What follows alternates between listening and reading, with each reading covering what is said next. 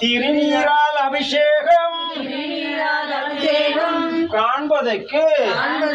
நாங்கள் புண்ணியம் செய்தோம் ஐயா ஐயா சிவனையா என் அப்பனே சிவனையா திருநீரால் அபிஷேகம் காண்பதற்கு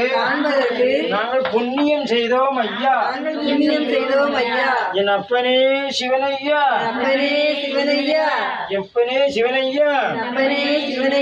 திருநீரால் அபிஷேகம் காண்பதற்கு நாங்கள் புண்ணியம் செய்தோம் புண்ணியம் செய்தோம் ஐயா